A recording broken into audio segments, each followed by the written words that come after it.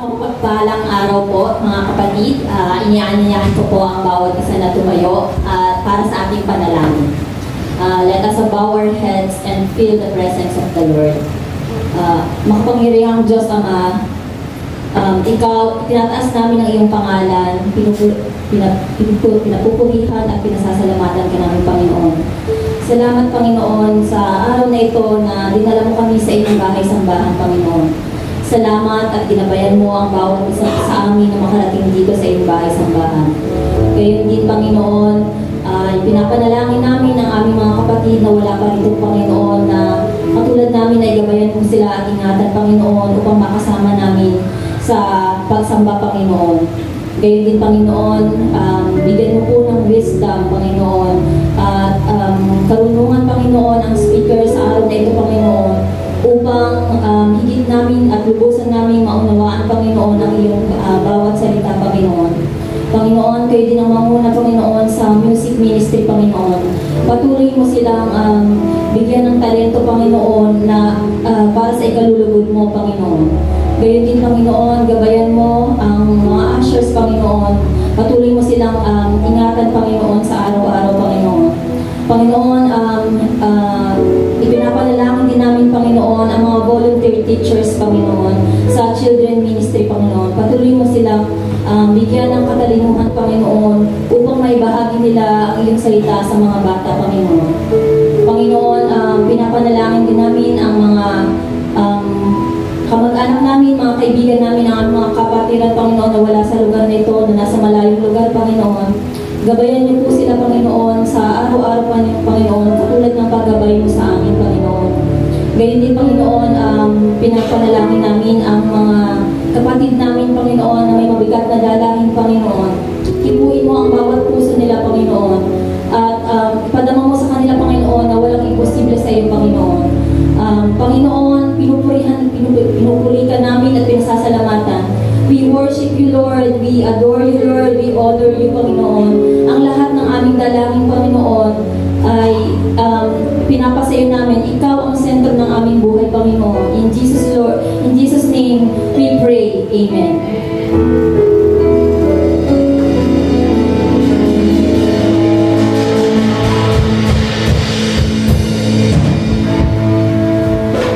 Amen. A blessed morning. A blessing. So, ang sabi nga po sa Psalms 150 verse 6, ang sabi po doon, let everything that has breath praise the Lord. So, batiin mo nga yung katabi mo at sabihin mo, tayo yon.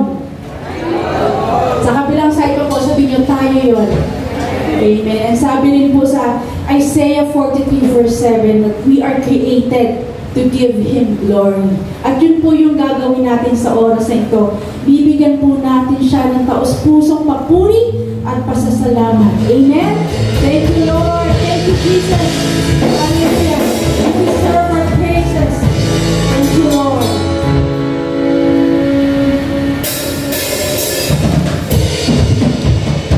Let's clap our hands.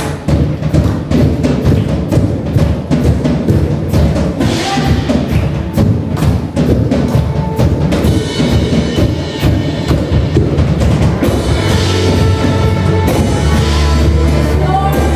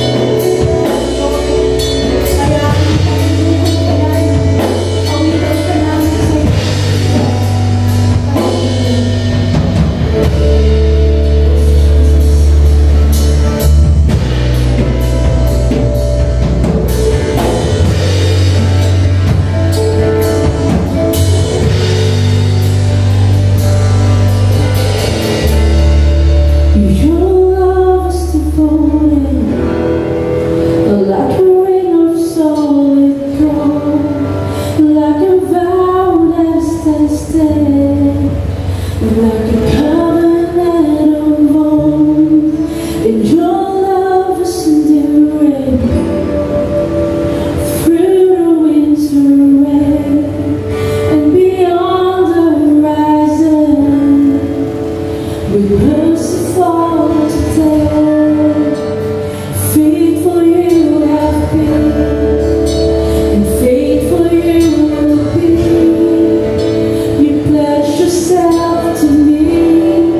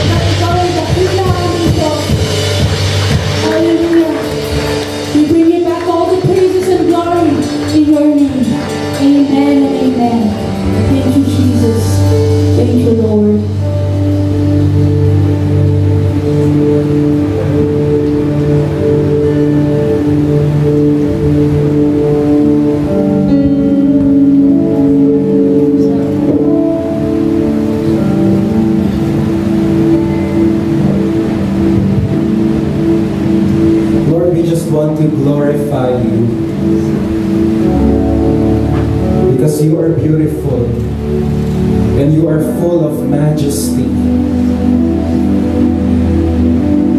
You are high and lifted up, and you are God, and we are your creatures. And because you are God, you deserve our life. You deserve our worship. You deserve our praise. When I look into your holiness, when I gaze into your loveliness, when all things that surround become shadows in the light of you.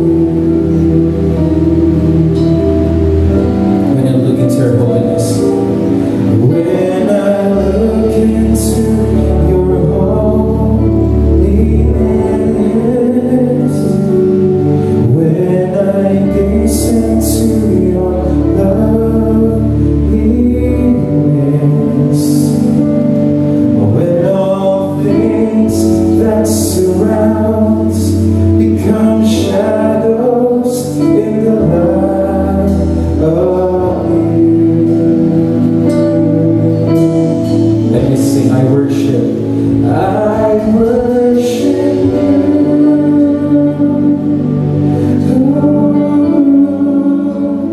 I worship you. The reason I live is to worship you. The reason I live is to worship you.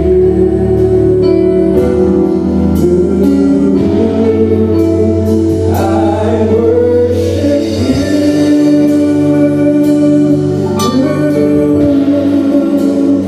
I worship you. The reason I live, the reason I live is to worship you. When I find the joy, when I find the joy of reaching your heart, when my will becomes enthroned in your love, when all things that surround become shadows in the light of you. And all together we sing, I worship you.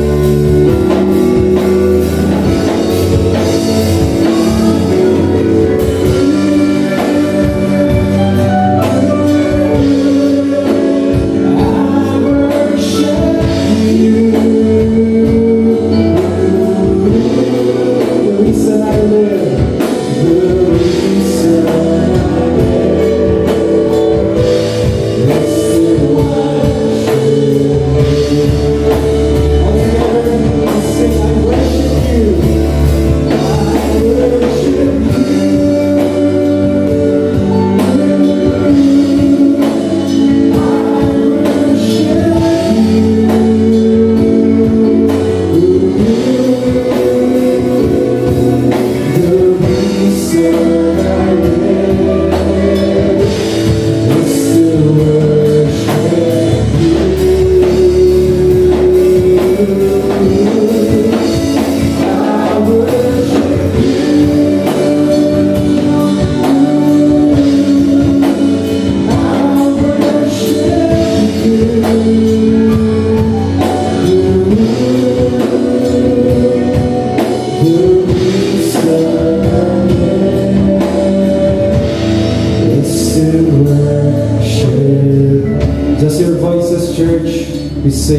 I worship you. I worship you.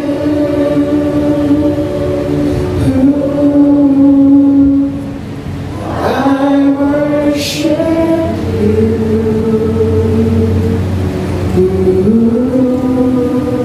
The reason I live, the reason I live is to worship you.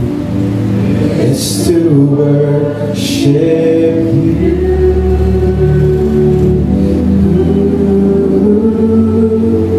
I worship you.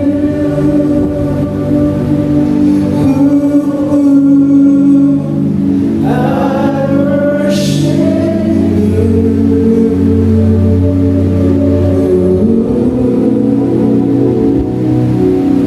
The reason I live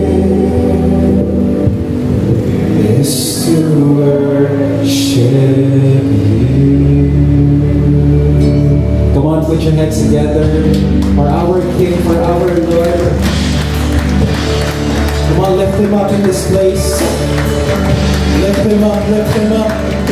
Praise Him, praise Him.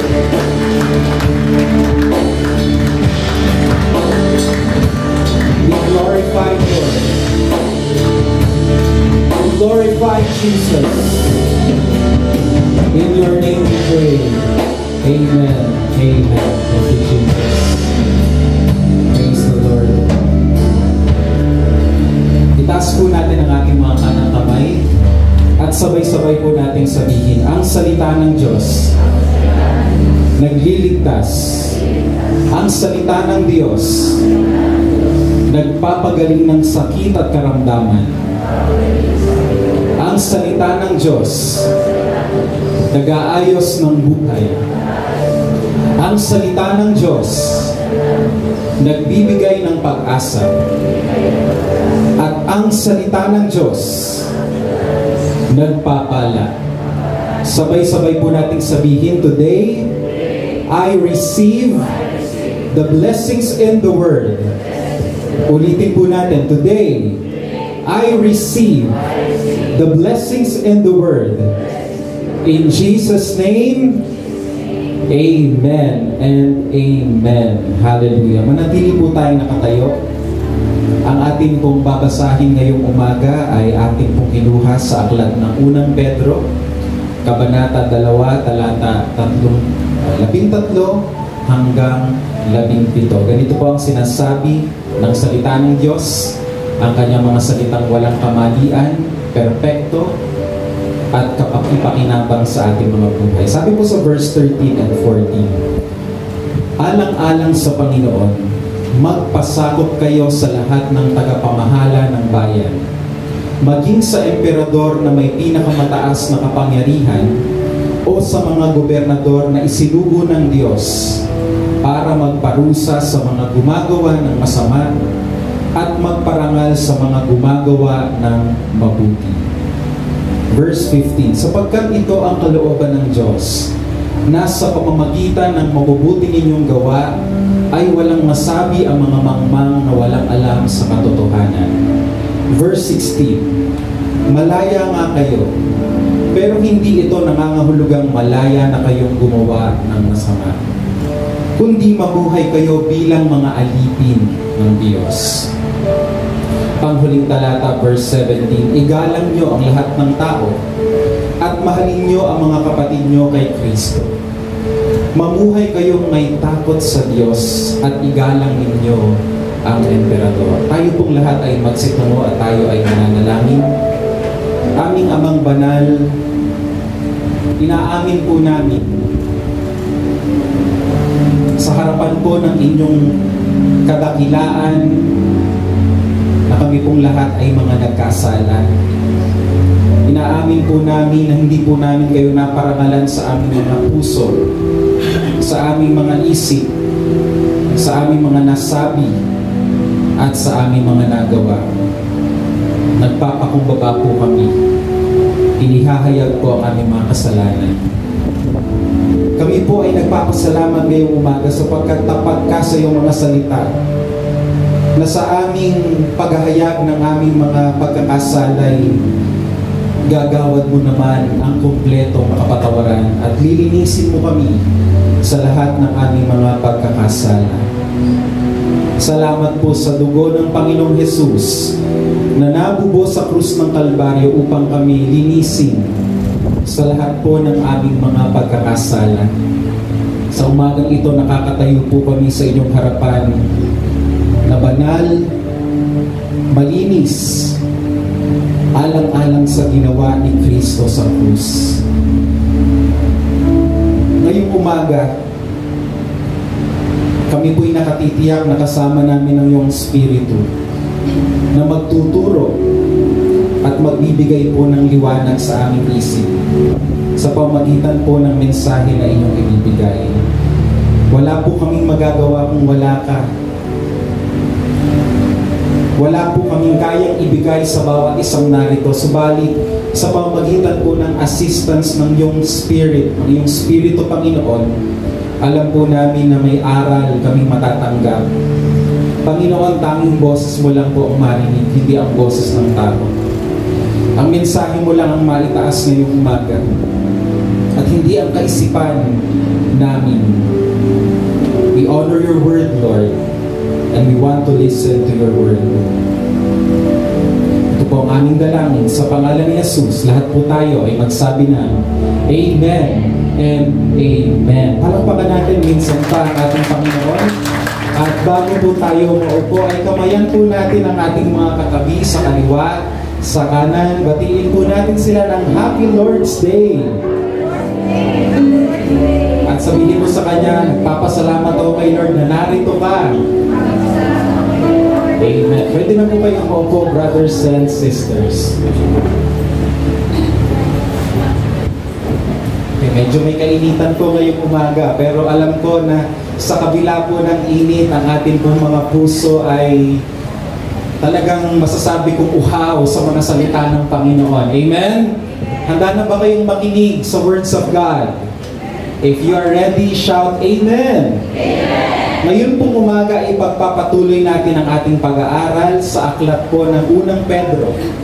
At ang pag-aaral na ito ay akin pong pinamagatang Habits of Obedience. Bago po natin ipaliwanag ang paksang ito, ay balikan muna natin kung papaano naunawaan ni Pedro ang relationship ng obedience sa ating salvation. O yun pong tinatawag na relasyon ng pagsunod sa kaligtasang natamo natin kay Kristo. Ating pong tingnan minsan pa ang takbo ng isip ni Pedro sa chapter 1 ng kanyang sinulat. Doon po sa verse 2 ay nabanggit ni Pedro that Christians have been chosen by the provident purpose of God the Father. Tayo daw ay pinili ng Diyos ayon sa kanyang layunin. Doon naman sa verse 2 ay nabanggit din niya na we were made holy by the Spirit. Tayo daw ay pinabanal ng kanyang Espiritu. Sabihin mo nga sa iyong katabi, ikaw ay pinabanal na. Doon din sa verse 2 ay nabanggit din na we were made obedient to Jesus Christ and sprinkled with His blood. Tayo daw ay ginawang masunurin kay Kristo at winisikan pa nga ng kanyang dugo upang maging malinis. Doon naman sa verse 3 ay nabanggit na we were given a new birth as His sons by raising Jesus Christ from the dead. Ikaw at ako daw ay isinilang ng muli. Kaya yung katabi mo ay bago na. Sabi mo sa katabi mo, bago ka na. Ikaw ay muli nang isinilang. Amen? At yun daw po ay dahil sa muling pagkabuhay ni Kristo. Sa verse 4 naman ay nabanggit din na we have a sure hope and the promise of an inheritance that can never be spoiled or soiled and never fade away. Mayroon daw tayong mamanahing kaligtasan na kailanman ay hindi masisira, hindi mabubulok, hindi kukupas, isang kaligtasang permanente at hindi maaagaw sa atin. Pwede ba akong makarinig ng amen? Sa verse 4 ay nabanggit din na our salvation is being kept for you in the heavens. Mayroon daw po tayong kaligtasang iniingatan ng Diyos sa kalangitan para sa atin. At kailanman, hindi po yun mananakaw doon. Laan yan ng Diyos sa iyo at naghihintay. And then sabi sa verse 5, nabanggit doon na God's power will guard you until the salvation which has been prepared is revealed at the end of time. Ipe-preserve daw tayo ng Panginoon hanggang wakas. Iingatan niya tayo, kaya kailanman, maaaring pwede tayong manlamig, pero kailanman ang isang tunay na Kristiyano ay hindi tatalikod sa pananampalataya dahil siya daw ay iniingatan ng Diyos. So, ang malakas na amen. Sabi din sa verse 9, nabanggit po doon, we are filled with joy so glorious that it cannot be described because we are sure of the end to which your faith looks forward. That is the salvation of your souls. Mayroon daw tayong katiyakan ng kaligtasan ngayon, kaya tayo ay napupuspos ng kagalakang hindi maipaliwanag. Sakali man tayo'y humiga at mamaalam na sa mundo, alam natin, may naghihintay na kaligtasan sa atin sa kalangitan. And we look forward to that. Can I hear an amen? Amen. Kalbitin mo yung katabi, sabihin mo sa kanya, mabuti na lamang. Nasumpungan mo ang biyaya ng Panginoon Jesus. Kaya kung ibubuod po natin yung itinuturo ni Pedro sa first chapter about salvation, isang bagay lang po ang makikita natin. And allow me to use my own words. Ito po ang buod ng katuruan ni Pedro patungkol po sa salvation o kaligtasan. Wala tayong kontribusyon sa ating kaligtasan. Ang ating kaligtasan ay solong gawa ng three persons of the Trinity. Ang God the Father, God the Son, and God the Holy Spirit. Ang God the Father ang pumili sa atin. Ang God the Son ang nagsagawa ng ating kaligtasan.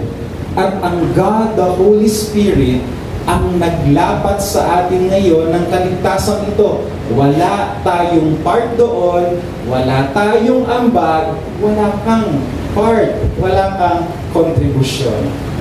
Sabi din po ni Pedro, if I will use my own words, ito po ang summary.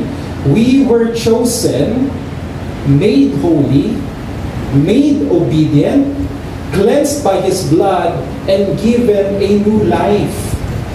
We have an inheritance of salvation that is permanent and eternal, kept by God in heaven for us. God's children will never fall away. Hindi daw tayo tatalikod sa Kanya because God will preserve them until the end. Ang Diyos po ang author ng salvation from day 1 until the last day. Amen! Ang Diyos lang ang may lalang ng ating kaligtasan at sabi ko nga, wala tayong ambag.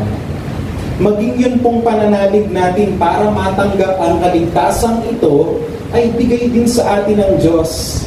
Iyan ang katotohanan ng Ebanghelyo na itinuturo sa atin ni Pedro. Yan ang takbo ng kanyang isip doon pa lang sa unang chapter ng kanyang sinulat.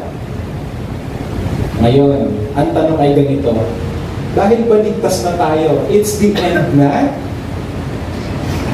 O merong mangyayari ngayon sa buhay natin? Diyan naman po magpapatuloy ang takbo ng isip ni Pedro. Ngayong tayo'y nagtamo na ng dakilang kaligtasan, ito po ang mangyayari. Hinihikayat naman tayo ni Pedro na magbagong buhay na bilang proper response o tamang tugon sa kaligtasan ang Diyos lamang ang may lalang. Niligtas na tayo ng Diyos, kaya dapat ngayon may tugon tayo sa Kanya. May response. And obviously, ang response na yon ay pagsunod sa kalooban ng Diyos. Kaya po ang sabi sa chapter 1, verse 14, sabi, do not behave. Sabi mo sa katabi mo, mag-behave ka na. Okay? Do not behave in the way that you like to before you learn the truth. Make a habit of obedience. Be holy in all you do. Sadly, marami pong mga Christians ang akala nila, ligtas na ako, okay na. Malaya na akong gawin ang gusto kong gawin. Basta dinidesire ko kahit hindi maganda, pwede ko nang gawin. Pero hindi po pala yun ang biblical gospel. Ang biblical gospel pala, kailangan may response. Dahil niligtas ka na ng Diyos, ito ang mangyayari sa iyo ngayon. Magkakaroon ka daw ng habits of obedience. You will be holy in all you do. Kaya napakalinaw po sa isip ni Pedro na umiiral ang ganitong konsepto. Redemption leads to habits of obedience. Pwede po bang basahin natin ang sabay-sabay? Redemption leads to habits of obedience. Dahil naligtas ka na, ngayon naman, mag-o-obey ka. Nagkakaintindihan po ba tayo? Hindi po sinasabi ng biblical gospel na mag-obey ka para i-redeem ka ng Diyos. Maling pag-unawa po yun sa gospel. Kundi ang sinasabi po ng biblical gospel, redemption first, then obedience. Dahil tinubos ka na ni Kristo, ginawa ka na niyang bago, pinatawad ka na niya, ikaw ngayon ay mamumuhay ng may pagsunod sa Diyos. And let me tell you, brothers and sisters, hindi po yan suggestion. Yan po ay requirement. Yan po ay command. Dahil niligtas ka na, kailangan may makitang growth sa ating mga buhay. Ang ganda po ng sinabi ng isang pastor by the name of Kevin DeYoung. Batang-bata pa siguro itong pastor na ito. Kevin DeYoung. Si Kevin, ang bata. Ang buwan, may pasensya na. Okay, ganito pang sabi ni Pastor DeYoung. We have this union with Christ. And we have this power at work in us. So this all-surpassing power comes from God, not from us. And as the power flows in us for sanctification, we must make every effort to work according to that power. Tayo daw ay ginawang kaisa ni Kristo. At dahil dyan, tumanggap tayo ng kakayanang maging banal. Hindi ba good news to? Yung kakayanang maging banal pala, Diyos din na nagbibigay. At yan, kung kakayanang yan, sabi ko nga, hindi yan galing sa atin. We did not produce it. Galing yan sa Diyos.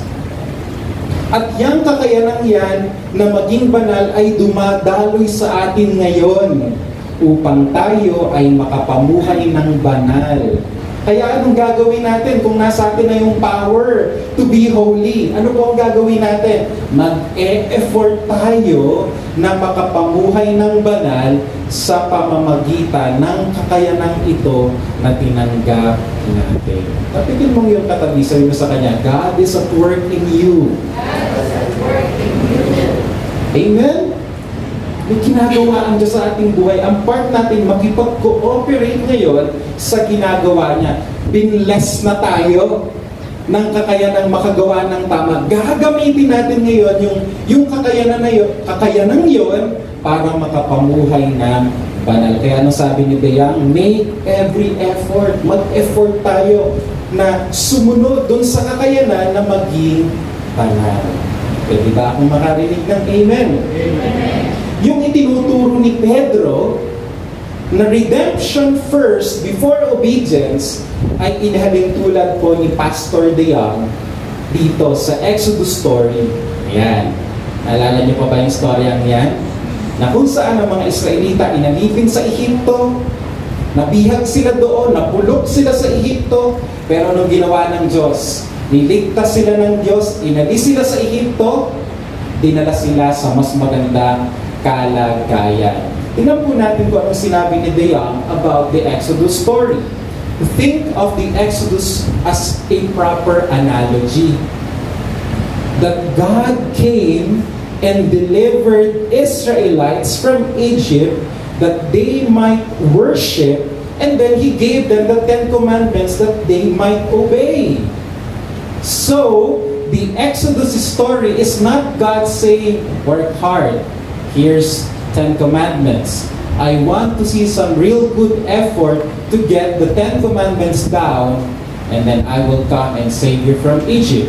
That would be to say, first sanctification, and then justification. In those story ng Exodus, ang unang ibinigay ay kaligtasan muna. And then saka po dumating yung requirement to follow the 10 commandments. Hindi 10 commandments muna, then ililigtas mo kayo. Yun po sinasabi ni Dayang. Dagdag pa niya. Next slide. By the same token, neither is the Exodus story God saying, I love you, I set you free, you are no longer slaves in Egypt, and now do whatever you want. Gawin mo na kung anong gusto mo. No! That would be justification without any corresponding sanctification. Hindi din daw kinikwento ng Exodus na, okay, niligtas ko na kayo, ngayon dinala ko na kayo sa promised land, pwede nyo nang gawin lahat ng gusto nyo, kahit yung mga mali. Hindi daw po ganon. Pagkas nung niligtas sila ng Diyos, saka ang Diyos nagbigay ng commandments to obey. Redemption, and then, anong next? Obedience. Sabihin nga po natin, redemption, and then, obedience. Dagdag pa ni De Jong, we know the Exodus story is first redemption, therefore, obedience. It is not obedience to be redeemed. It is not redemption and then obedience is irrelevant. But God sovereignly, unilaterally redeems us, and we, ano gagawin natin after we are saved? We obey. Justification is the ground from which sanctification springs. Grace always precedes demand.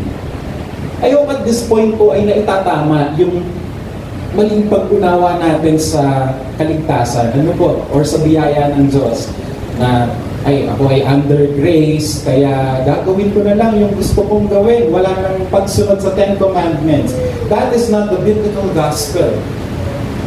Kundi ang tinuturo po ng biblical gospel, dahil tayo ay natubos na ni Kristo mula sa walang kwentang buhay natin noon, ngayon naman ay may demand ang Diyos sa atin na sumunod sa Kanya.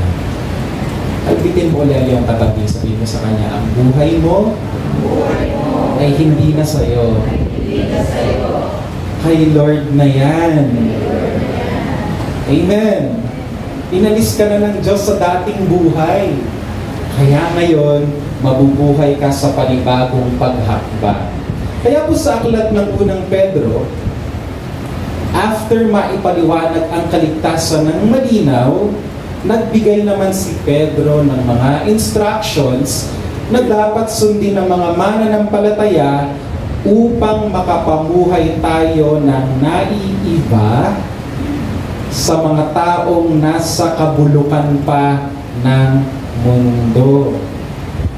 Pwede ba pong makarinig ng amen? Sabihin mo sa iyong katabi, wala ka na sa putikan. Ay, huwag ka nang bumalik doon.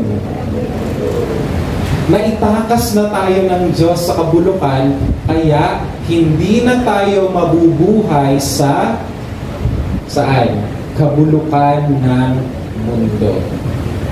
At yun pong mga instructions na binibigay ni Pedro, hindi po dapat ihiwalay sa pag-unawa sa kaligtasan mula ng Diyos sa atin. Kasi, ang kaligtasang meron tayo, yan po ang magbubuyo sa atin ngayon na makasunod sa Diyos. ang kaligtasang wala tayong ambag ni kapirot, ang magtutulak sa atin ngayon na mag-develop ng mga habits of obedience. Maliwanag po ba? I hope at this point maliwanag po sa atin. Susunod ako kay Lord kasi niligtas na ako. Hindi yung, kaya ako sumusunod para mapunta ako sa langit. Magkaiba po yun. Completely different. Niligtas ka na. Binigyan ka na ng power to obey. Kaya may susunod ka. May mangyayaring kakaiba sa buhay mo. At doon po sa unang Pedro, isa po sa mga habits of obedience na dapat daw nating ma-develop bilang pagtugon sa habag ng Diyos ay yung pong tinatawag na honor o paggalang. Yan pong paksang yan ang unang itinuro ni Pedro patungkol sa paksa ng habits of obedience.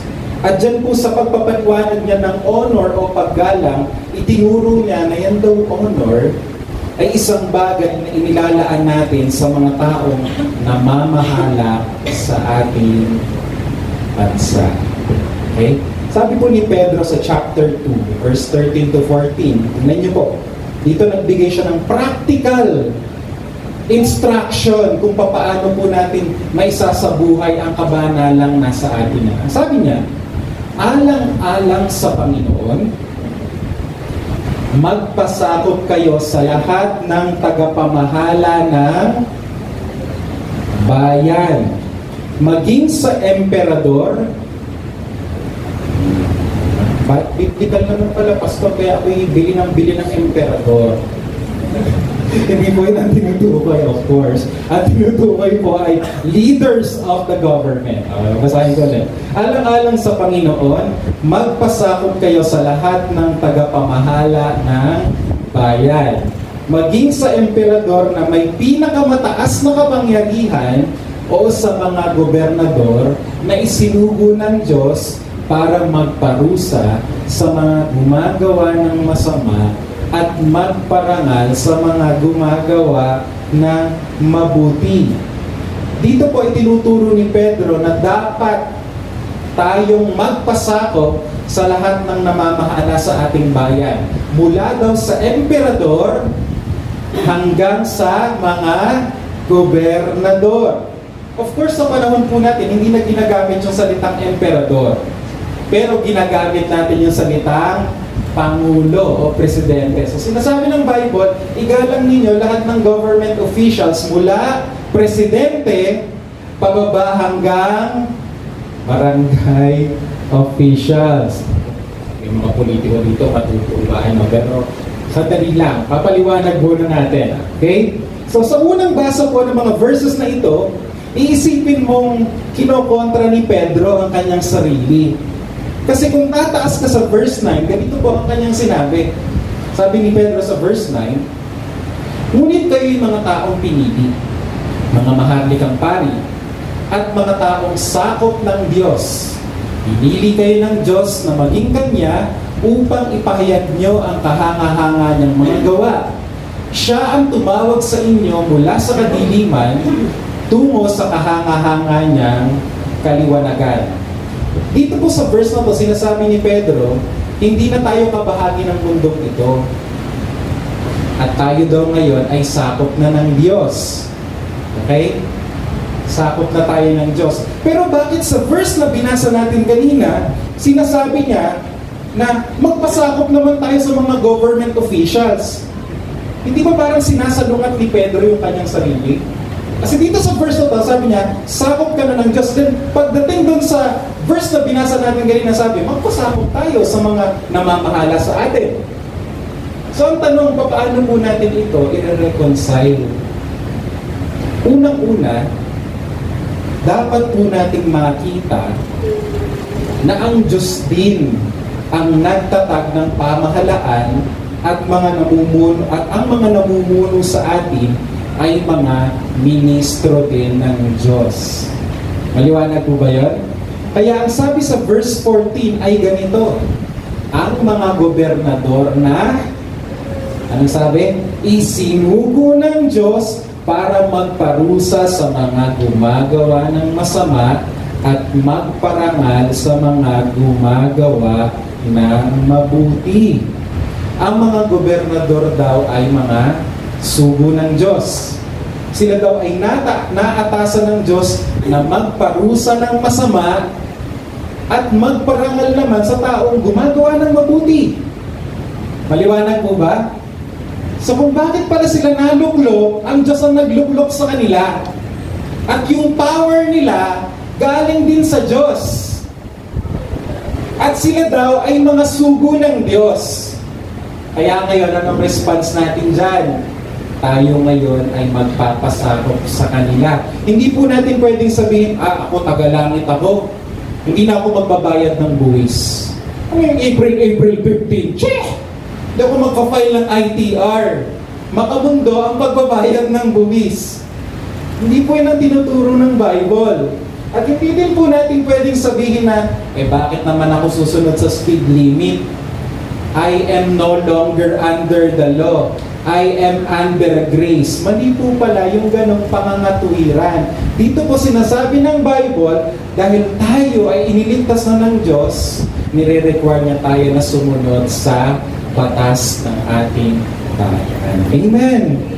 Albitin mo yung katabi, hindi tayo pasaway. Okay? Bakit naman ako tatawid diyan? Ano naman kung dapat din tumawid? I am under grace! Hindi po ganon. Sinasabi ng Bible, tayo ay magpapasakop sa nagbibigay ng batas. Maliwanag po ba? At yun pong sinasabi ni Pedro ay kamukha din ang sinasabi ni Pablo sa Romans 13 verse 4. Tingnan niyo po ang sabi ni Pablo dito. Ang sabi niya, sapagkat ang mga namumuno sa bayan ay mga lingkod ng Diyos para sa ating ikabubuti. Pero kung gagawa ka ng masama, dapat kang matakot dahil may kapangyarihan silang parusahan ka. Sila'y lingkod ng Diyos, 2 beses binanggit, na nagpaparusa sa mga gumagawa ng masama. So yun daw mga namamahala sa atin, yun daw mga namumuno sa pamahalaan, ay mga lingkod ng Diyos. Sila daw ay mga ministro ng Diyos na naatasan ng Diyos na magparusa sa mga masasama. Kasi kung wala ng pamahalaan, di ka gulo na. Pwede nilang magpatayan, pwede nilang sige, magagawa ng ari-arian, etc., etc. Kaya mga kapatid, ang mga Kristiyano pala ay sako pa rin ng mga batas na umiiral sa ating bansa. Pwede ba akong makarinig ng amen? Kaya kailangan ang Kristiyano tapat sa pagbabayad ng buwis. Kailangan nating sumunod sa mga health protocols. Kailangan nating kumuha ng mga business permits para sa ating mga negosyo at iba pa. At ang pagsunod pala sa mga batas ng ating bansa ay kalugod-lugod sa Diyos. Hindi natin pwedeng sabihin, ako'y tagalangit, bakit ba ako magbabayad ng ganyan? Bakit ba ako susunod sa mga health protocols? Okay? Ang kalooban pala ng Diyos, ang isang Kristiyanong naligtas, may pagpapasakop sa batas. Amen. Lahat naman nilalabag ang batas hayaan mo na sila, hindi nila nauunawaan ang katotohanan. Tayong nauunawaan ang katotohanan, tayo ay susunod. Amen. Sabi po ni John Calvin, na isang reformer, sabi niya, the authority over all things on earth is in the hands of kings and other rulers, but by divine providence and holy ordinance. Mamaya papaliwanag ko kung ibig sabihin niya. For God was pleased so to rule the affairs of men, inasmuch as He is present with them and also presides over the making of laws and exercising of equity in courts of justice. Ano pong ibig sabihin nito? Ang lalim naman, Pastor. Ito po, ang pinaka-simpleng pakahulugan. Ang Diyos daw ang nagbigay ng kapangyarihan sa mga hari na mamuno at mamahala. Yun daw ay itinakda ng Diyos. At sa pamamagitan daw nila, napapamahalaan din ng Diyos ang buong mundo. at yun daw pagsasagawa ng mga batas, maging paghatol sa mga hukuman, naroon daw ang Diyos gumagalaw at nagbibigay liwanag. Tell someone beside you, honor, paggalang. Kaya pala, tinatawag ni Calvin ang mga government officials na ordained of God. Hindi lang po pala mga pari at pastor ang ino-ordain. Sa mata ng Diyos, yung mga nahalal sa posisyon, sila daw ay ordained by God. And in their most holy office, they serve as God's deputies, His vicars and servants, in accordance with the providence of God's wisdom. Banal daw ang kanilang mga posisyon dahil sila ay inordain ng Diyos. Sila daw ay mga vicar of God or representative of God. Kaya para kay Calvin, we need to recognize the distinction between Christ's spiritual kingdom, as he calls it, and the civil jurisdiction. But just because they are different, they are not at odds. They are both ordained by God, both the kingdom, the spiritual kingdom or the church, and also the magistrate or the government. Hindi daw po magkalaban ang spiritual kingdom tsaka earthly kingdom dahil iisa lang ang nagtatag sa kanila, ang Diyos mismo. Amen! Pangalawa, ito po, tayo ay nasunod sa pamahalaan hindi upang ma-identify sa kahit na anong political na kulay. Narinig yung sinabi ko? Meron kasi kaya talagang loyal na loyal sa government kasi nakaluklok yung manok nila. Okay? Meron kasing mga tao na avid follower ng isang politiko na masasabi ko talagang idolatry na. No? Talagang ako ay loyalista ng pula, loyalista ng pink, loyalista ng dilaw, loyalista ng green, purple, magenta, etc. etc. At kung ano-ano pa mga political na kulay. Hindi po yan ang gusto ng Panginoon na kaya tayo susunod kasi yung nakaluklok ay yung kakulay mo, kabaro mo. Sinasabi po ng salita ng Diyos na ito ang dahilan kung bakit tayo nagpapasakop sa batas. Makikita po natin sa verse 13. Ang sabi doon, alang-alang sa saan? Sa idol kong politiko. Hindi po. Ano pong sabi dyan? Alang-alang sa Panginoon, magpasakop kayo sa lahat ng tagapamahala ng bayan. Okay? Nagpapasakop daw tayo sa pamahalaan alang-alang kay Lord. For the sake of God, for the glory of God. Hindi tayo nasunod sa pamahalaan dahil idol natin nasa pwesto, o loyal tayo sa kulay ng dala. Nagpapasakop tayo kasi ang pagpapasakop sa kanila ay pagpapasakop din sa Panginoon. And through that, God is glorified. Amen. May natututunan ba kayo? Amen. Yun po nang sinabi ni John Piper. Sabi po ni John Piper, you look a king or a governor in the eye and say, ito daw sasabihin mo sa mga government officials, I submit to you, I honor you, but not for your sake. I honor you for God's sake. I honor you because God owns you and rules over you and has sovereignly raised you up for a limited season. Si Lord raw ang naglagay sa kanila, pero for a limited season. Pag nakita ng Panginoon ang mga yan kukurap-kurap, hayaan mo ang Lord ang magtanggal sa kanila. Amen? Pero hanggang nandyan siya sa pwesto, if you want to glorify God, if you want to honor God, nandun po ang pagpapasakop natin sa batas. Amen? Okay, tuloy natin. And given you the leadership you have, for His sake and for His glory, and because of His rightful authority over you, I honor you. Bakit po tayo sumusunod sa batas? Bakit po tayo sumusunod sa pamunuan ng ating bansa at bayan? Dahil gusto nating parangalan ang Diyos. Amen!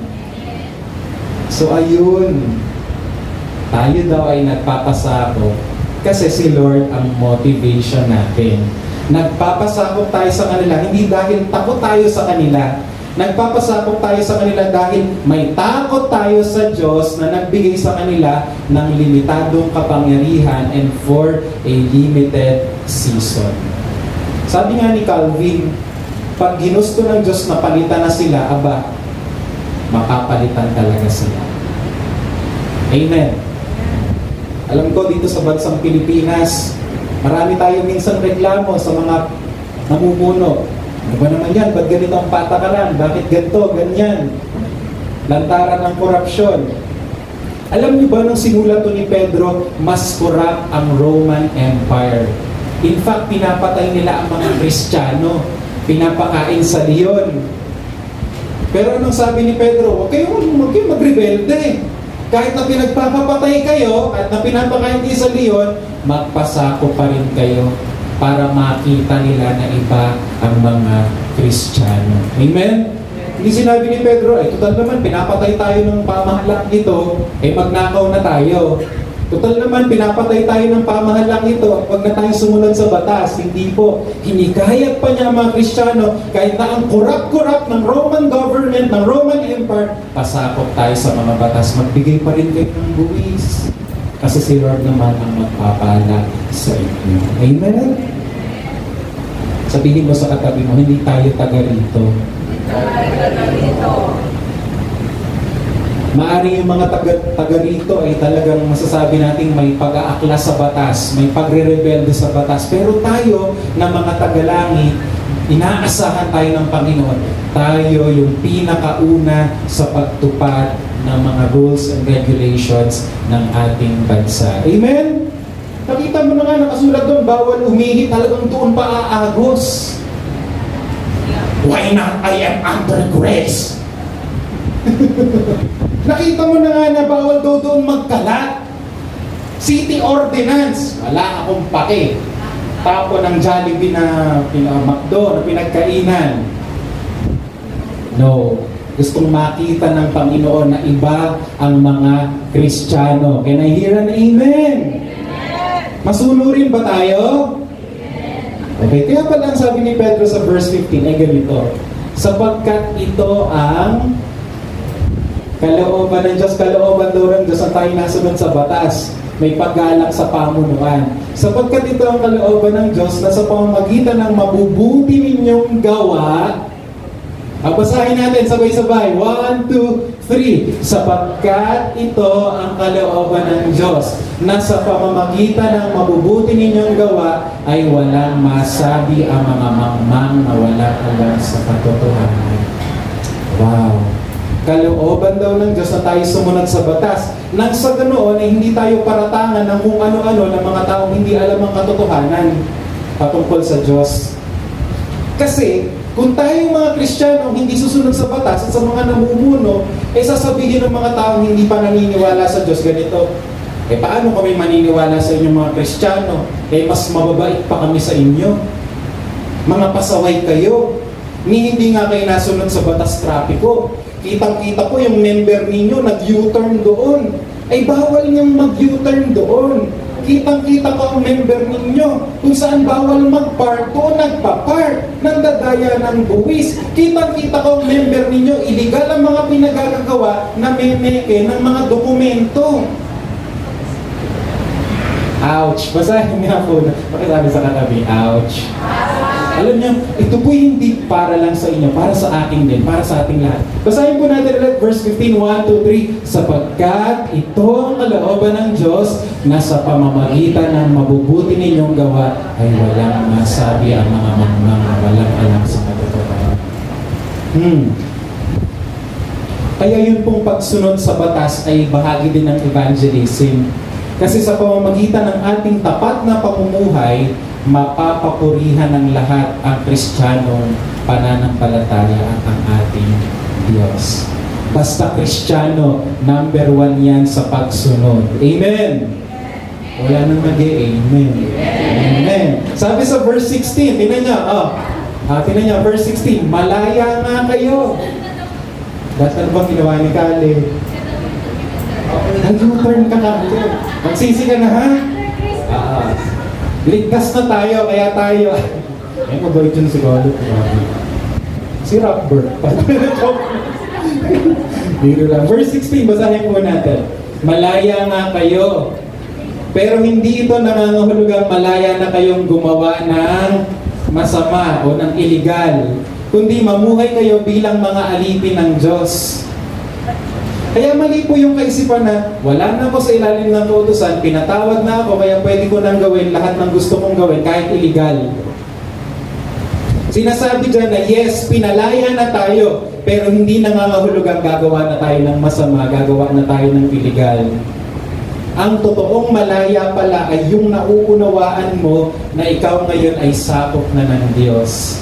Alipin ka ng Diyos at hindi ka na alipin ng kasalanan.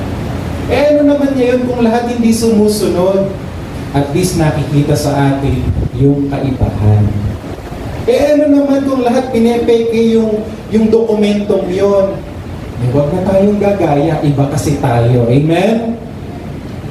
Sinasabi din ng verse na yan, hindi tayo pag-aari ng bansang Pilipinas. Tayo daw ay pag-aari ng Diyos. At bilang mga pag-aari niya, tinatawag tayo na gamitin ang ating kalayaan na magpasakop sa pamahalaan alang-alang kay Lord. Verse 17, babasahin ko po sa English. Ang ganda ng sinabi. Honor everyone. Love the family of believers. Fear God. Honor the Emperor. Dito po sa last verse ng ating pag-aaral, may nabanggit po na 3 action words. Ilan? 3. Ano po yung una? Honor. Ilang beses binanggit yung honor? Twice. Sabi, honor everyone, then honor the Emperor. Then binanggit yung action word na love. Love the family of believers. Then nabanggit din yung action word na fear God. Okay? Tayo ay magbigay galang. Tayo ay magkaroon ng takot sa Diyos. Sabi po ng isang commentary, maganda daw pong tingnan sa Greek itong verse na to kasi mas makukuha natin yung talagang punch ng verse na yan. So isa-isahin po natin. Hindi na po ako magbabanggit ng mga Greek words, di naman kailangan. Pero yun na lang pong kahulugan sa Greek. So una pong binanggit dyan ay honor everyone. Ito daw po ang dating sa Greek. Pag sinabing honor everyone, giving whatever honor is due in each case. Ito daw yung pagbibigay ng honor o paggalang na nararapat sa isang tao. Ano ibig sabihin yan? Kapag kaharap po ang tatay mo, ano kaya ang klaseng honor na ibibigay mo sa kanya? Kausap mo yung tatay mo. Makikipag-usap ka ba sa kanya ng pabalang? High pitch ka ba? Ano yung honor na nararapat sa magulang, kay nanay, kay tatay? Kapag kausap mo yung kaklase mo, ano kaya yung klase ng honor? Papahiya mo ba siya? Okay? Kapag ang kausap mo teacher, anong klaseng honor kaya ang ibibigay mo sa kanya? Yan ba ang ibig sabihin ng honor everyone, giving whatever honor is due in each case. So pag ang kausap mo ay pastor, paano ka makikipag-usap sa pastor? Binabatok-batukan mo ba yung pastor mo? O mas mataas pa yung boses mo kay pastor, gusto mo siya ang susunod sa'yo? Pagkausap mo ay teacher, pagkausap mo ay lolo mo, lola mo, how do we express honor? So sinasabi po doon pala sa Greek, ang ibig sabihin ng depende sa kausap mo, magbibigay ka ng honor na nararapat sa kanya. Pagkausap mong janitor, dahil ba mas mayaman ka sa kanya, talaga namang tinitisod-tin. Mali-mali ng ma. Sinasabi, give honor to everyone. Wala kang pagtatangi. Kahit pulubi yan, kahit magtataho yan, kahit katulong mo yan, naandun po yung honor. Amen! So ito ang ibig sabihin ng honor everyone. Pangalawa po, nabanggit dyan, honor the emperor. Ganito daw po ang dating sa Greek. Ang ibig sabihin, habitually and continually honoring the King.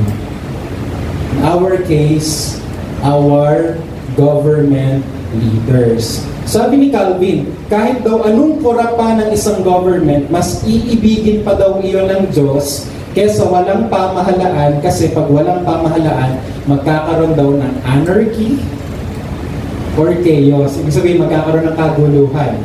Reklamo tayo ng reklamo. Ang mga klaseng pamahalaan to? Isipin na kung walang pamahalaan, mas magulo. Alright?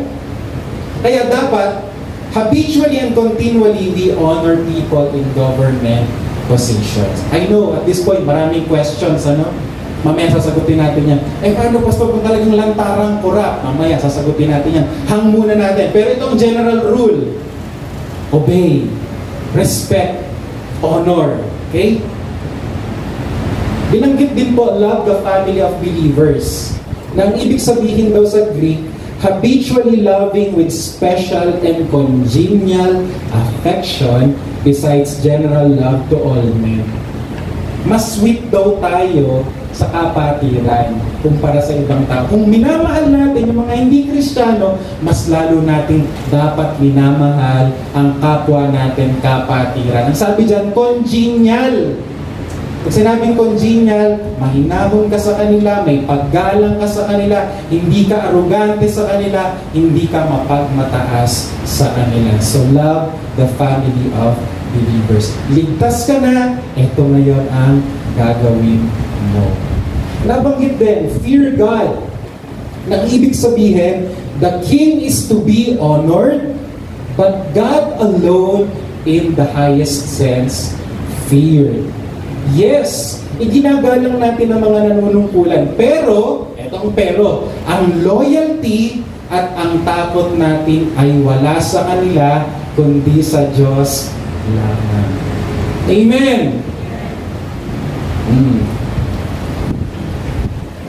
I know at this point, tanong to ng marami. Ito yung tanong. Paano kung may mga batas na ipinag-iiral ang pamahalaan na labag sa Kristiyanong pananampalataya?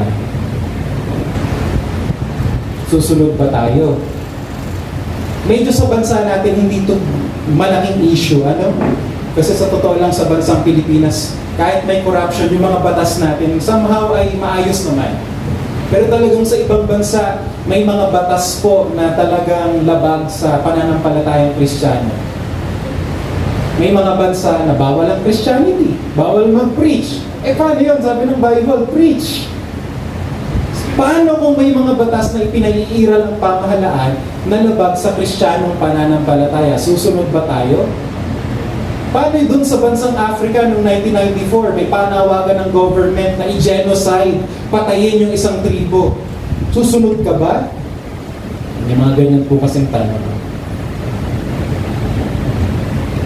Sabi ni Pedro, magpasakop. Diyan papasok yung other verses of the Bible. Sabi ni Pedro sa Gawa chapter 5, verse 29, ganito pong sabi niya, ang Diyos ang dapat naming sundin at hindi ang tao. So, anong general rule? General rule, magpasakop sa batas. Pero, kung may sinasabi ang batas na labag sa Kristiyanong pananampalataya, halimbawa, nung panahon ng early Christians, pinapasamba sila sa emperador.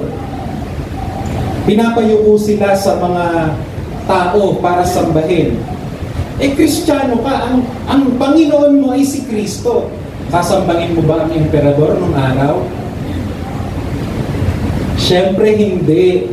Kasi labag yon sa pananampalataya mo. Kaya anong ginagawa ng mga Kristiyano nung araw? Kahit ipabitay na lang sila, kahit ipakain na lang sila sa mga leon, buong puso nilang tinatanggap. Kasi kapag sumamba sila sa tao, malalabag nila ang kalooban ng Diyos. Nagkakaintindihan po ba tayo? Uulitin ko ha. General rule, obey the traffic rules. Obey taxation. Pero kung may sinasabi ang batas na talagang labag sa ating pananampalatayang Kristiyano, di ba sinabi ng batas, hindi, ipa-abort mo na yan. Tayo ngayong pro-life bilang Christians. Hindi tayo susunod doon, maninindigan tayo sa pananampalatayang Kristiyano. Kristiyano. Ang ganda po ng sinabi ng Orthodox Study Bible. Sabi dito, Peter urges his readers to be obedient to civil government. While Christians serve a higher authority, God Himself, it is God who calls us to submit to earthly leaders for the Lord's sake. This is not a call to separate church from state, but rather a call to cooperate with and enhance the state, realizing that at times, church and state have been at great odds. Ito na, when ultimate loyalty and obedience to Christ and His gospel are at stake, Peter's actions show that we are to obey God rather than man, even to the point of prison or death. So anong point? Dapat tayo magpasakop sa pamahalaan. Pero kung ang pagpapasakop na ito nangangahulugan, hindi na tayo dapat mag-preach ng gospel, hindi na tayo mag-evangelize, at nangangahulugan na lalabagin natin ang kalooban ng Diyos, mas pipiliin po natin ang sumunod sa Diyos kahit na ang kapalit nito ay parusa, pagkabilanggo, o maging bitay man. Maliwanag po. Magandang example po nito mga Anabaptist. Ayan. Okay? Nabuhay po mga Anabaptist sa isang panahon na pinipilit sila ng gobyerno na humawak ng armas para lumahok sa gera at pumatay ng kaaway ng Estado.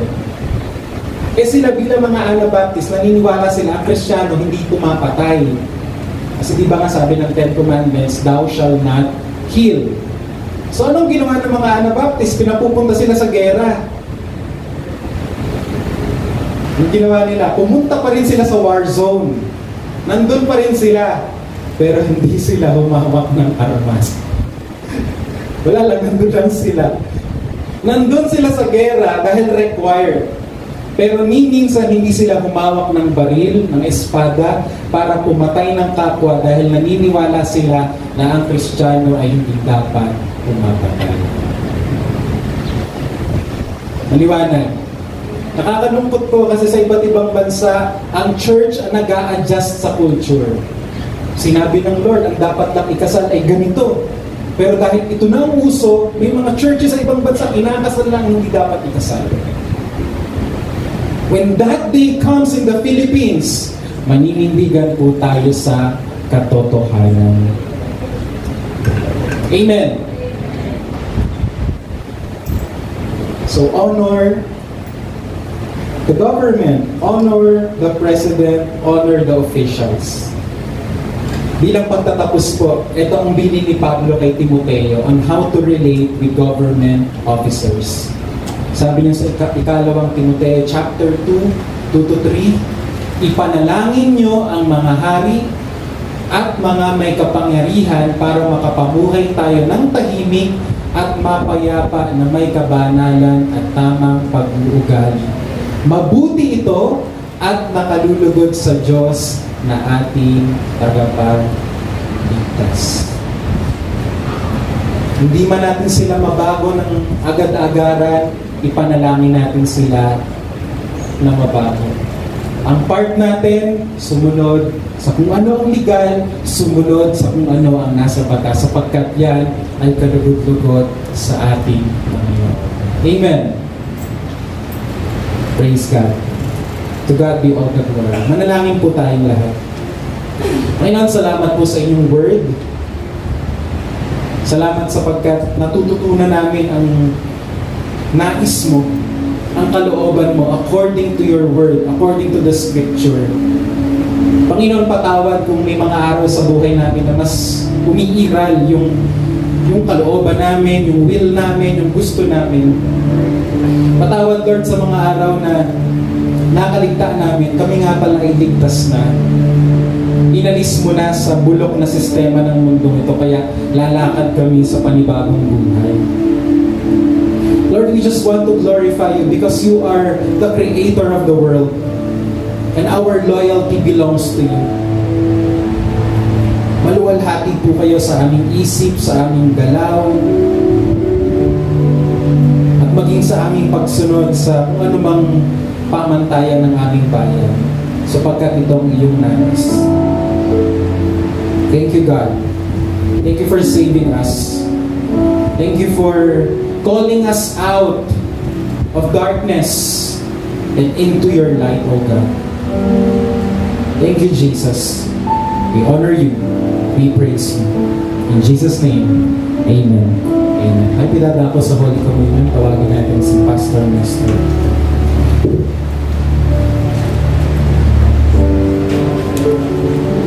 Hallelujah. Video pala pa natin ang Panginoon. Hallelujah. Naniniwala ako na napapanahon. Bagamat siguro hindi alam ng ating butihing pastor. Pero napapanahon po ang mensahe niya sa kalagayan ng ating pamunuan ng ating bansa sa panahon ito na punong-puno ng batikos. Lalo na yung mga nagbabasa o tumitingin sa YouTube, yung marami, no? Naniniwala ako na lalo na napatitibay ang ating pananalig at maalis tayo sa isang espiritu na tayo napupungyos sa mga kagarapan. So, what will be our response to pray for our President Marcos? Amen. Hallelujah. Kasi kung walang gobyerno, at nakalala na yan eh. Daniel 2:21, it's God who makes and unmakes men. Inaalaw ko siya may nakaraang gayong buhay, ay yun ay si Lord pa rin ang magbabago. So, we have to dig ditches of prayer for our President. Can you say Amen? Amen. Hallelujah. Tama yung pagkuturo ng ating pastor. Salamat, Pastor Joshua. Kaya handa na po natin ang ating communion elements. Buksan na ninyo.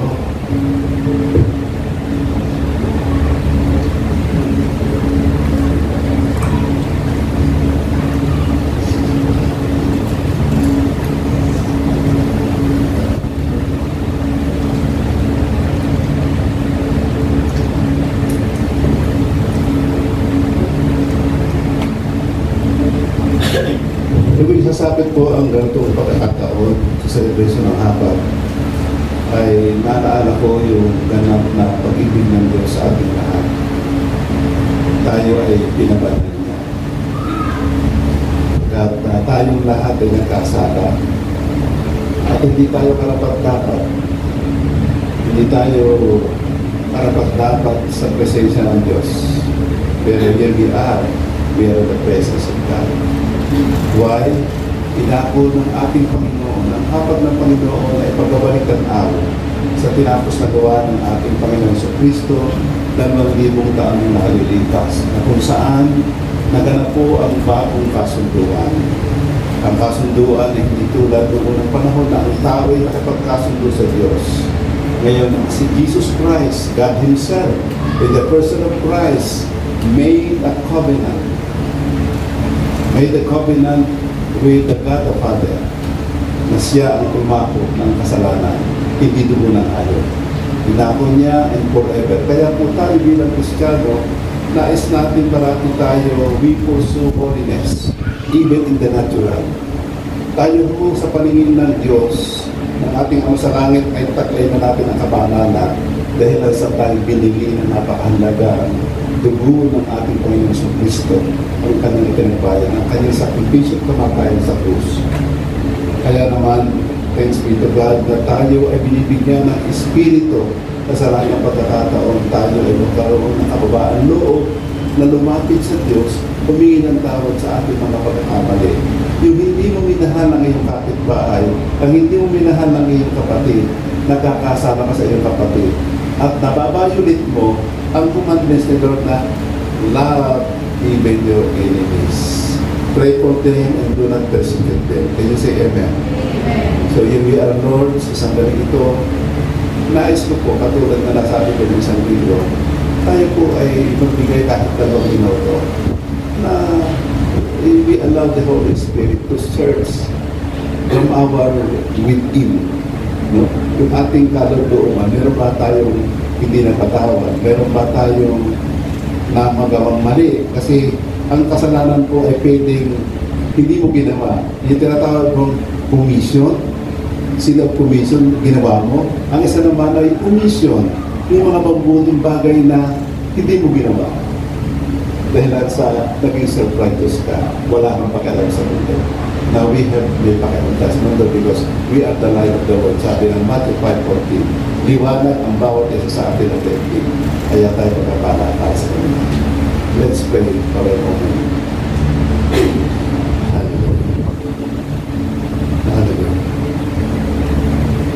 Naniniwala ako na we come to God with a surrendered heart, accept our shortcomings, whatever sins or transgression that we have, you ask God for forgiveness. He is rightful and just to forgive us and cleanse us from our unrighteousness. In Jesus' name, amen. Tanggapin po natin ang siguro ng kanyang katawan.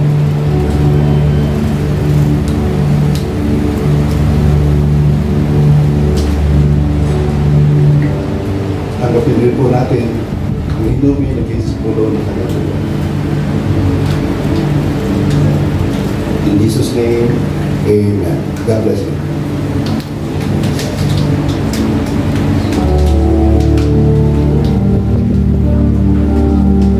Amen. Palakpakan po natin ang ating Panginoon.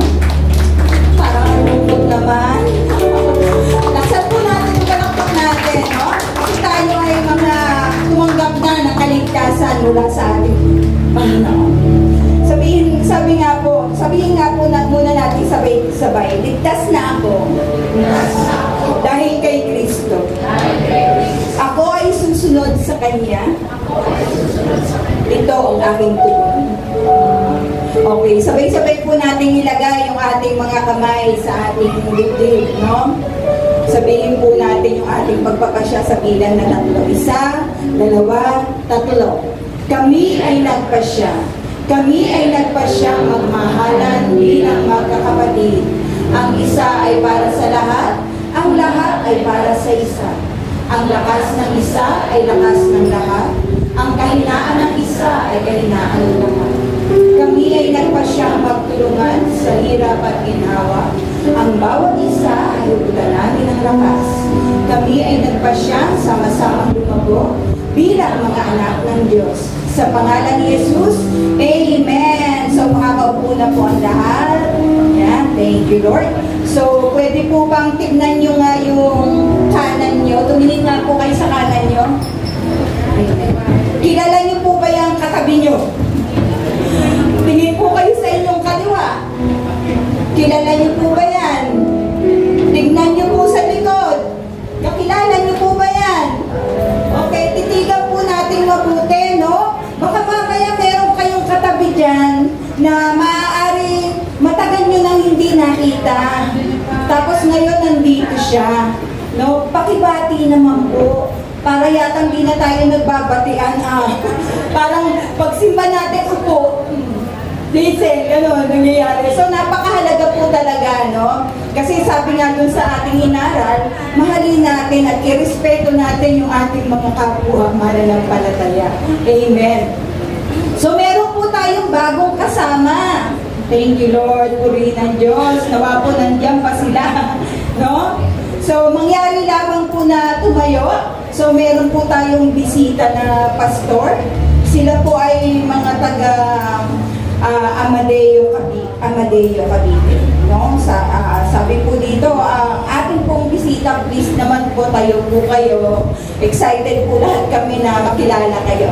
Si Pastor Arvin Glikin, andyan po ba siya? Ayun, ay po. So, manatili lamang po sa pagkakatayo. So, excited kami. So, Nelson Ayala, andyan po ba? Wow! At saka po si Sister Pat Ayala. Palakpakan po natin sila, no? Huwag po kayong umupo. Pag-pray po natin kayo. No? Thank you. Grateful po kami sa Panginoon.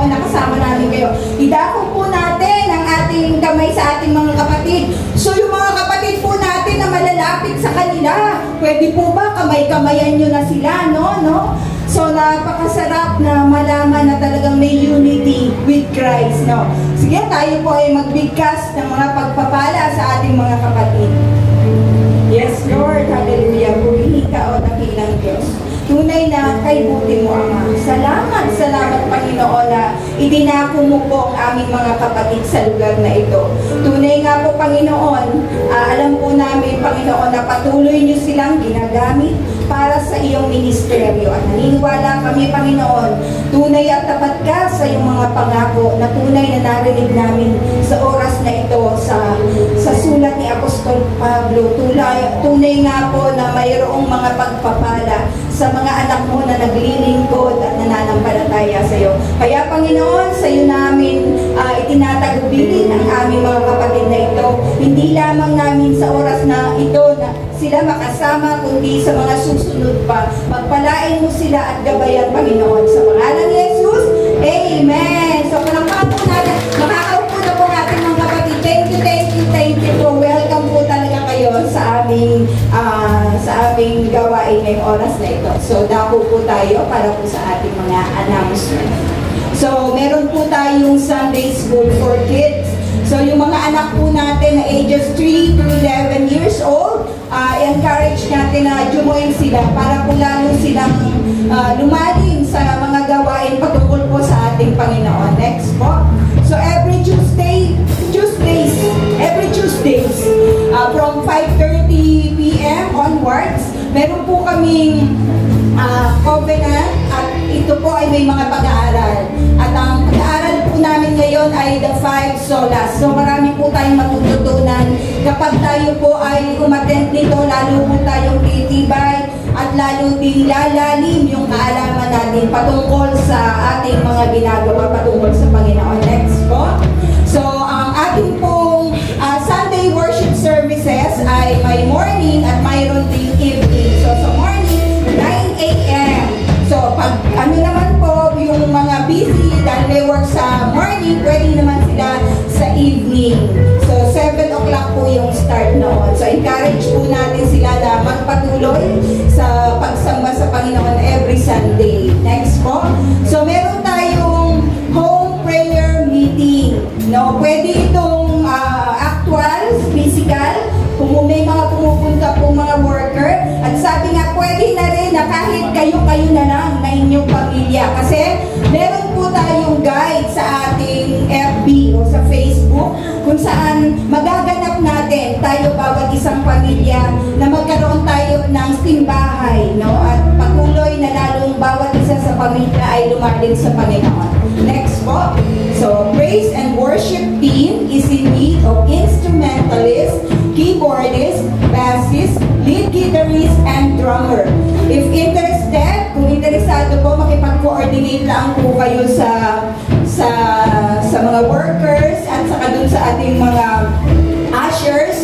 So kung talagang interesado po, mag-fill up po tayo ng form doon po sa registration din. So meron po tayong video presentation. Then, para po sa ating exhortation, mamaya after the video presentation, si Sister Debbie po. Thank you po.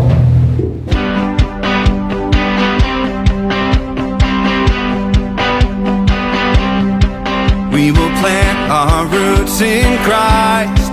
We were taught to abide in the light. When the day is as dark as night, with it we will be alright. Oh, oh, oh, plant our roots. Oh, oh, oh, we will live our lives for Christ. We will walk by faith and not by sight. We will trust in Him alone. We will go to the ends of the earth to show everybody the truth. Praise God. Isa pong mapagpalang umaga. Pwede po bang isang malakas na blessing siya? Ayun. So tayo po ay darako na sa ating pagbibigay.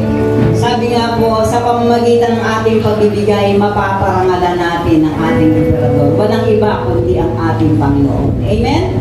So sabi po dito sa Deuteronomy 28, verse 2, Ang sabi po dito, wait lang po.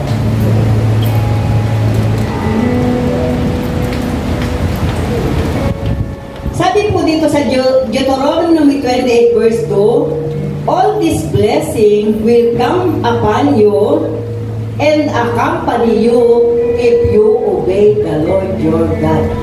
Ano po kaya to? Ito po ba ay command ng tao? Ito ba ay utos ng tao? Hindi po. Ito po ay utos ng Lord. Sabi nga po kanina sa angkan, tayo po kasi pinagpala na ng ating Panginoon. Amen po ba? Dahil po tayo pinagpala na ng Panginoon, sabi po dito, all this blessing, gustong-gusto ng Panginoon na tayo ay pagpalain sa anumang aspeto ng buhay natin. Sabi dito, will be upon you. Sabi sa'yo, darating sa'yo. Ano bang aspeto ng buhay mo na parang sa tingin mo, Lord, parang mahina ako dito. Sabi dito, all this blessing will come upon you and accompany you. Kasama mo. Pero doon po sa likod may kasunod. If you obey the Lord your God. At sa pamagitan po ng ating pagbibigay, tayo po ay nakakasunod. Sabi nga po, yung mga reviews, ano po sa pagbibigay, sabi po yung pong giving is a form of worship, giving is a test of faith, giving is yung love mo kay Lord, giving is, sabi nga po, ito yung na-honor mo si God, ngayon naman po, giving is a test of obedience. Kaya mo bang sumunod sa Panginoon sa pamagitan ng pagbibigay? Doon po tayo tinetest ng ating Panginoon eh. Kasi pag tayo nagbibigay, minsan nandyan nilang kaaway, huwag ka na magbigay. Naiintindihan naman ng Lord, wala pang kulang ang pera mo ngayon. Hindi po pala. Sabi doon, all this blessing will come upon you and accompany you if you obey the Lord your God. Kahit po dyan sa mga hawak niyong sobre, diba sabi po doon, kung babasahin natin, magbigay daw po tayo. Sa Matthew 6:33, sabi doon, seek first the kingdom of God and His righteousness, and all these things shall be added unto you. So, kailangan po natin sumunod sa Panginoon. At ang pagbibigay po natin, ito po ay pagsunod natin sa Panginoon.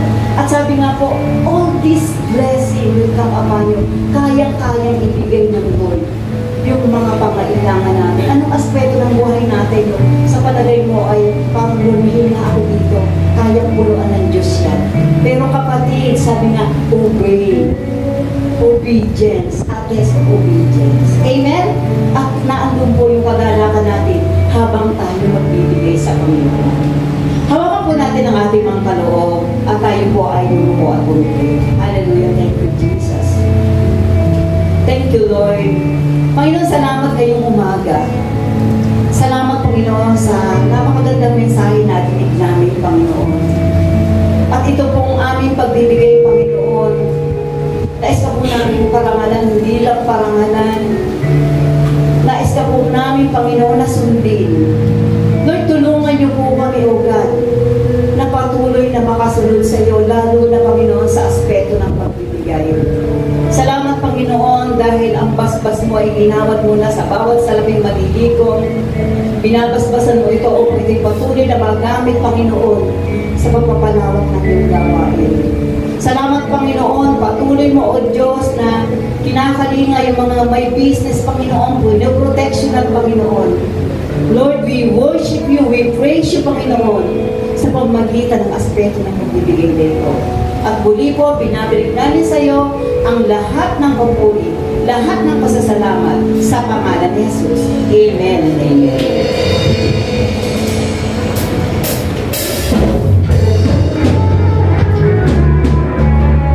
Ayun po tayo. Hindi po tayo maawit para sa ating dakilang Diyos.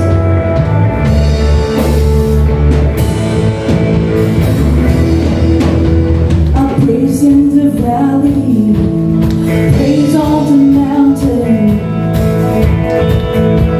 I'll praise when I'm sure, praise when I'm down.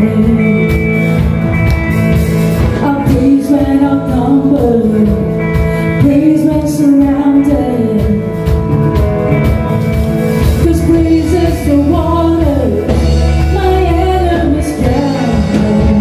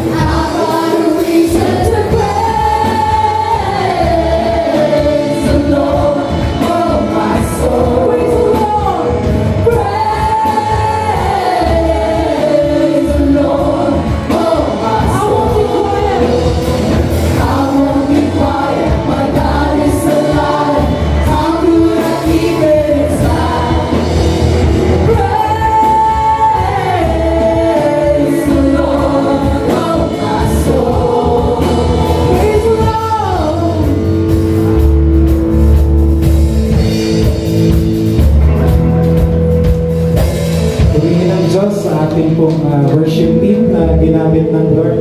Nakakatuwa kasi may kasama po tayong 8 years old, right? 9 years old na worship leader. Palakpakan mo natin ang Panginoon sa buhay natin. Thank you so much. Before we end this worship service, I want you to grab a partner and pray for that person. Minister to that person. Pwede niyo po siyang tanungin, kapatid, ano ba ang prayer request mo? I want to pray for you. I want to bless you. Are you sick? I will pray for you. Are you feeling sad? I will pray for you. Are you in need? Go ahead, let us transform this place into a house of prayer.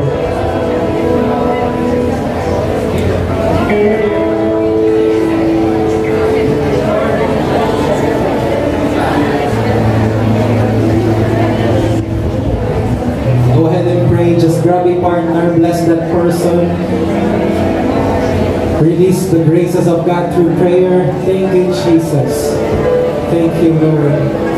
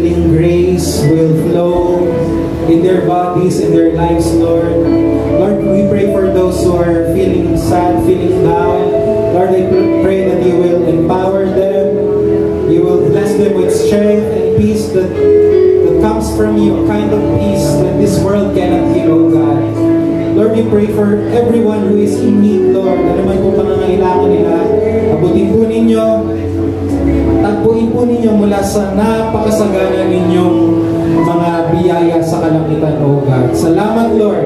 Lord, I know that everyone here ay iingatan mo sa anuman pong uri ng sakuna, sakit, karamdaman, Panginoon, na ngayon ay kumakalat sa mundo, O God. Thank you, Jesus. Thank you, Lord. May the love of the Father, the grace of the Lord Jesus, the fellowship of the Spirit be with you all.